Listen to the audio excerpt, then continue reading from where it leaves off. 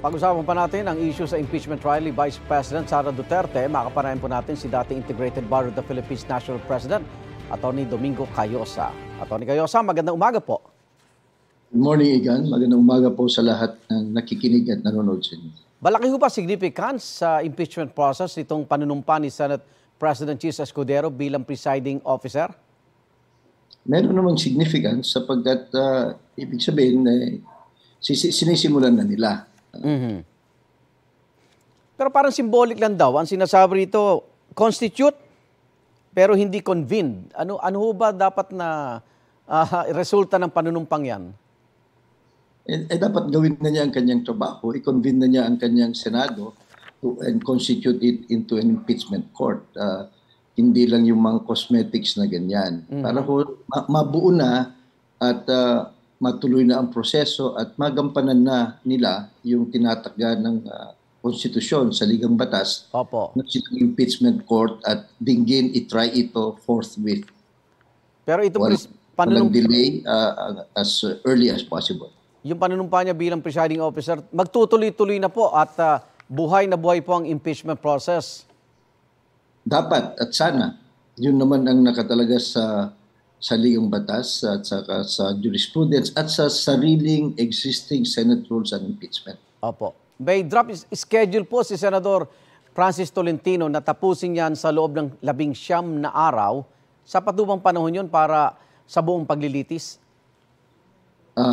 Yun ho siguro ang panukala niya pero it's very impractical sapagkat mabibigyan pa ng 10 araw ang Vice Presidente para sagutin formally yung impeachment charge. So, konting araw na lang. So, it is mahirap. It is practically impossible for them to do that.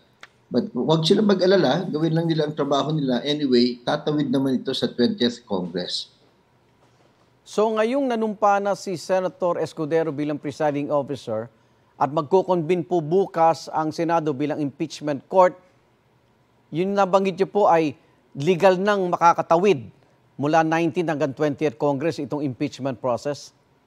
Yun ho ang sinasabi ng konstitusyon, yun ang sinasabi ng jurisprudence, at yun ho ang sinusunod ng ibang mga impeachment courts na kagaya ng ating struktura sa Pilipinas. Opo. Balikan ko po yung schedule ni Senador Tolentino. Ito yung condition niya kung yung 7 impeachment case ay magiging 2. Abot po? Yung 7 impeachment charges. Hindi, sa tingin ko, mahihirapan sila. Huwag naman sana, dinelay na nila ito. Ngayon, sinimulan, papaspasan naman. Everybody must be given due process. Yung prosecution dapat mabigyan ng sapat na panahon para ilabas ang lahat ng ebidensya at argumento, ganun din sa nasasakdal. You cannot do that in the very limited time that the Senate has given itself. Kagagawan ho nila yung delay. So wag na ho naman nilang gawing rason yan para i-railroad kung ano man ito. Napakahalaga ito sa prosecution, sa depensa at sa taong bayan. Okay. May mga senador na gusto nang ipadismiss itong impeachment case laban kay VP Duterte. Pwede nga ba ho ang dismissal ng isang impeachment case kung mananalo yung Senate resolution at wala ng trial? Hindi ho pwede yun. Ito, makita naman natin ang kanilang political color. Itong dalawang senador na ito, sila yung pinaka-politically rabid supporters ng nasasakdal. Opo. Nakakalungkot lang yan sapagkat malinaw naman ang kanilang role bilang hukom. Saan ka nakakita ng sitwasyon na kung saan handang-handa ang prosecution, handang-handa daw ang depensa, pero yung hukom, sasabihin nila, ayaw nila. They should wait for the defense perhaps or the prosecution to move for that dismissal kung sa tingin nila yun ang nararapat. Pero for a judge himself to do that, nahuhubaran ho yung kanilang partiality.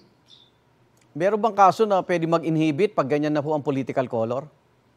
Pag ito ho ay ordinaryong hukom, matagal nang na-inhibit mga yan. No?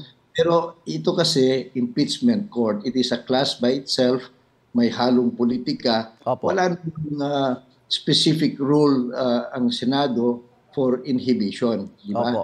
At yun nga out of delicadeza sana, kahit hindi na sila expert sa batas o sa legal processes, out of delicadeza, di ba? Pag ikaw hukom, kahit hindi ka naman abogado, dapat yung you maintain a semblance of impartiality. Hindi yung wala pang nagsisimula, wala ka pang nakikitang ebidensya, i-dismiss mo na lang.